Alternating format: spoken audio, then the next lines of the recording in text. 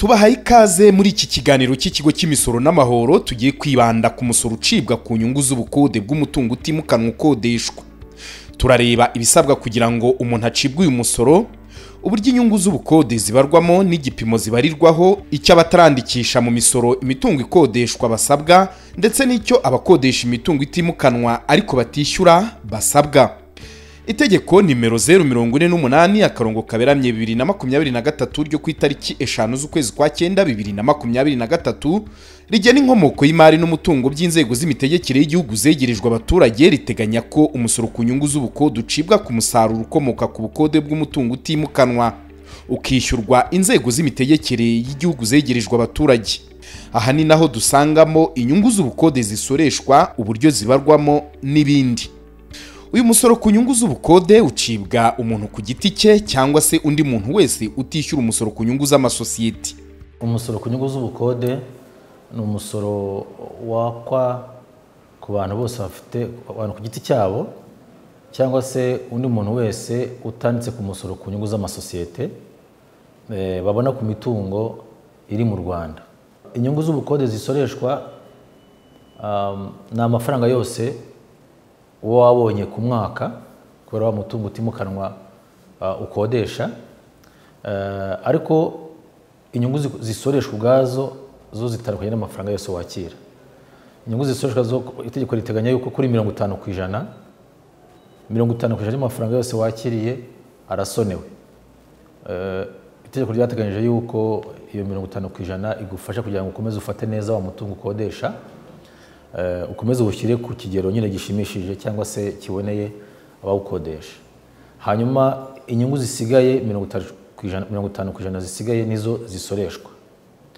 Hanyuma ariko itegeko rikongera kavuga ngo niba waratsinguzanya muri banki kugira ngo ubone umutungo utimukanwa ukodeshwa, ariko ari uwo mutungo wonyine wakiyunguzanya, kuko iyo ujyanye mu bindi hari bigorana kumenya ese hakoreshejwe angana iki, ariko iyo wafashe inguzanyo mu buryo buzwi ukubaka cyangwa se ukabona umutungo ukodesha, icyo gihe kuri za nyungu za 50% zisoreshwa za zisigaye urongera ugakuraho inyungu wishyuye banki kuri ya nguzanyo, ariko ziyene wa mwaka usoreshwa, umwaka umwe usoreshwa. Icyo gihe asigaye niyo navuga ko ari inyungu zisoreshwa. Ku bantu bafite imitungo itimukanwa ikodeshwa harimo iyanditse ndetse n'itanditse mu buyobozi bw'imisoro, iki nicyo gihe cyo gutangira kuyandikisha. Mu by'ukuri abantu bafite imitungo itimukanwa bakodesha batanditse ku misoro, icyo tubasaba no kwihutira kwiyandikisha kugira ngo babashe no kuba nabo bamenyekanisha bakanishyura umusoro nk'uko babisabwa. Nubona iki kintu kinakomeye cyane, kuko kwiyandikisha nicyo navuga ko ari nk'ishingiro ryo gusoresha umusoro uwo ari wose, harimo n'uyu musoro ku nyungu z'ubukode.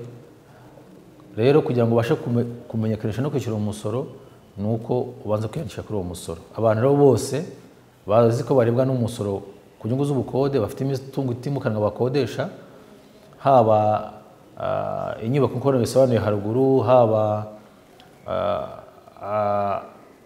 abantu bafite amazu batuyemo yabo, mu by'ukuri asoneye ku umusoro ku mutungo utimukanwa ku nyubako ariko yishyurira ku butaka, bakaba bafitemo wenda amazu mu gipangu, wenda za annexe cyangwa se n'ahandi ari kuri IPA imwe, bakaba bayakodesha bakibaza wenda ko nta musoro barimo gutanga.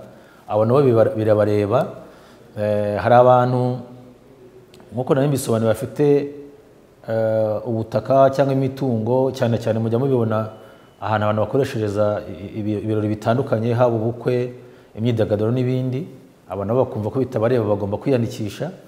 Ndetse n'abantu hari ibintu bigezweho muri kino gihe, sinzi niba mubizi, bita ngo ni Airbnb. Ni abantu bafite amazu cyangwa se imitungo bakodesha, akenshi ikunze gukodeshwa n'abantu b'abanyamahanga bavuye hanze, bakaba babukinga cyangwa se bakayifata mbere bazagera mu Rwanda bagahita bajya aho ngaho.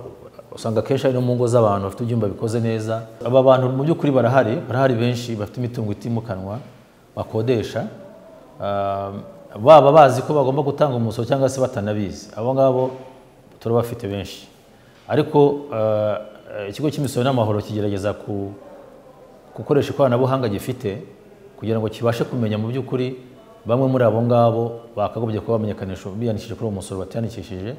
Ikindi dukorana n'inzego z'ibanze cyane kuko baba bafite amakuru y'abantu bafite imitungo muri quartier runaka, tuvuga umukuru w'umudugudu cyangwa se umukuru w'isibo abazi neza abantu batuye muri uwo mudugudu, byaba mu rwego rw'umutekano cyangwa se no kumenya abantu batuye aho ngaho, abazi rero neza umuntu utuye mu mutungo we cyangwa se mu mutungo akodesha. Ibi nabyo amakuru dukorana nabo cyane, amakuru bakayaduha, abantu tukabageraho, noneho nabo tukabasaba yuko bagomba kwiyandikisha. Nubwo tuvuga ko habaho amasezerano y'ubukode, hari aho bigaragara ko ukodesha n'ukodeshwa bumvikana bagakora amasezerano adahamye ukuri ku mafaranga y'ubukode atanzwe. Ndagira ngo mbabwire ko hari ingaruka kuri aba bombi zihari. Iki ni ikibazo mu by'ukuri dufite gikomeye, mu by'ukuri aho usanga abantu bakora amasezerano ariko ntibagaragaze mu by'ukuri amafaranga y'ukuri yaba yishyuwe. Ugasanga ari nk'urugero ni muri quartier imwe, ugasanga harimo bamwe bishyura 500 mu masezerano, ugasanga abandi barishyura miliyoni kandi inzari zenda kumera kimwe. Niho tubona ko harimo ikibazo mu by'ukuri yuko harimo abantu bagerageje gutubya cyangwa se kugabanya amafaranga bakiriye. Icyo gihe rero mu by'ukuri iyo tubimenye bigira ingaruka ku bantu bakodesha, ba nyiri umutungo. Ahangaha iyo tubitahuye tumusaba ko yishyura umusoro atishyuye ndetse akongeraho n'ibihano n'inyungu z'ubukererwe bijyanye n'uwo musoro atishyuye, kuko twabonye amakuru yuko amafaranga bagaragaje atariyo. Ariko nanone mu rwego rw'amategeko asanzwe iyo bigaragaye tushobora no kubashyikiriza inkiko kugira ngo bakurikireho ibyaha bitandukanye, ibyaha byo gukoresha impapuro mpimbano ku mpande zombi, yaba ukodesha n'umukodesha, kuko hashobora no kugaragaramo n'umufatanyacyaha kuko bakoresheje impapuro zitarizo, bagaragariza amasezerano leta atariyo. Ibyo rero n'inzego zirabakurikirana kandi iyo zibahamaje icyaha ubundi nabyo barabihanirwa. Mwe mufite imitungo itimukanwa ikodeshwa, haba banditse ndetse n'abatanditse, murashishikarizwa kubanza kwiyandikisha mukajya mumenyekanisha ku gihe mu rwego rwo kwirinda amande n'ibihano by'ubukererwe. Mwumvise ko harimo n'ahashobora kuvamo ibyaha. Nuko umuntu wese muri bya byiciro nagaragaje ufite umutungo utimukanwa akodesha, yaba inyubako, yaba imitungo yindi, amazu, amasambu, ibibanza, asabwa kwiyandikisha ku musoro ku nyungu z'ubukode. Ubwo ni ubutumwa navuga muri rusange ku bantu bose, ariko by'umwihariko na wa wundi wiyandikishije asabwa akaba akora amasezerano n'umuntu umukodesha. Urasabwa gukora amasezerano mu by'ukuri y'ukuri agaragaza amafaranga y'ukuri yakiriye n'amafaranga y'ukuri ahuye n'amafaranga agaragara mu masezerano. Ubundi butumwa nabuha ku bantu bafite amazu yabo batuyemo ariko akaba bafite amanexe cyangwa andi mazu ari mu kibanza kimwe kuri UPI.